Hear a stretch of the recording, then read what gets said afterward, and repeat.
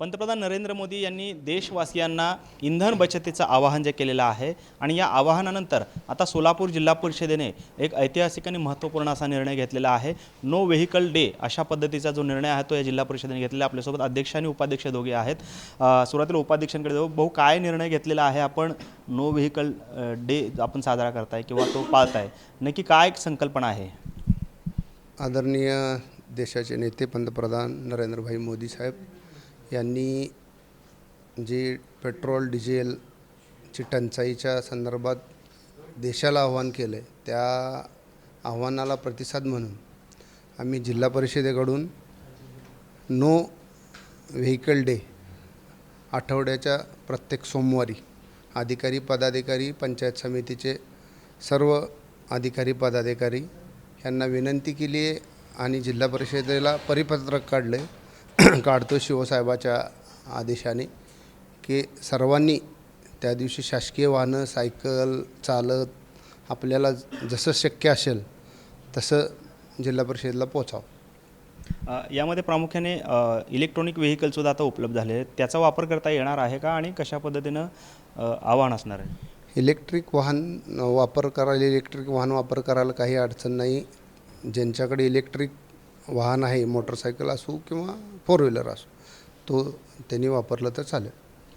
साधारण किती जिल्हा परिषदेचे कर्मचारी आहेत आणि जे नागरिक जिल्हा परिषदेमध्ये येतात जिल्हाभरातून, त्यांच्यासाठी देखील काही वेगळा नियम असणार आहे का?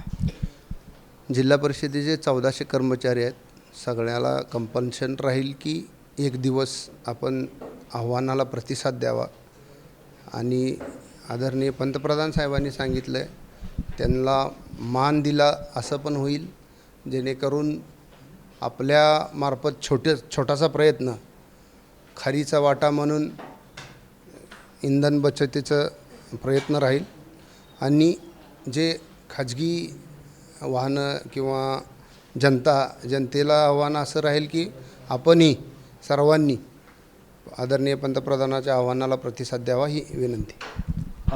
जिल्हा परिषदेचे अध्यक्ष आपल्यासोबत आहेत। अध्यक्षजी, काय निर्णय आहे, आपण काय संकल्प केलेला आहे या आव्हानाच्या अनुषंगाने? आदरणीय देशाचे पंतप्रधान मोदी साहेबांनी जे आपल्याला जे आव्हान केलं आहे, युद्ध परिस्थितीमुळे जे आपल्याला इंधनाची बचत करायची आहे, आमची सोलापूरची जिल्हा परिषद अधिकारी असतील, पदाधिकारी असतील, स्वतः किंवा कर्मचारी असतील किंवा अध्यक्ष असेल, उपाध्यक्ष असतील, सर्वांनी एक मोठा निर्णय घेतला आहे की जर सोमवारी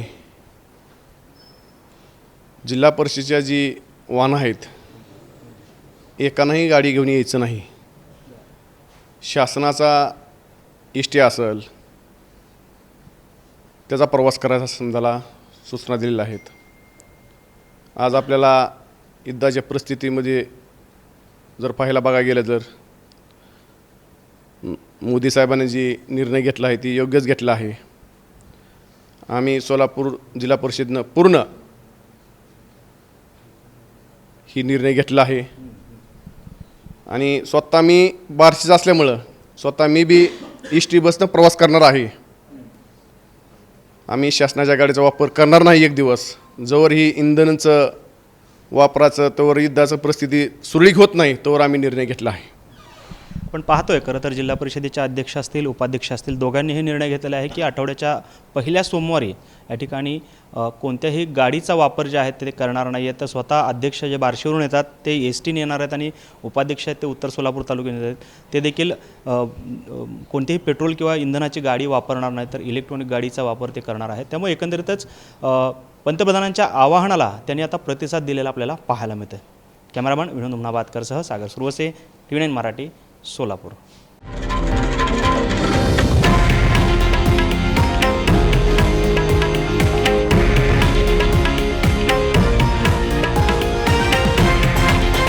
हे आहे देशातील नंबर 1 न्यूज नेटवर्क आणि आपण पाहत आहात TV9 मराठी, एकमेव।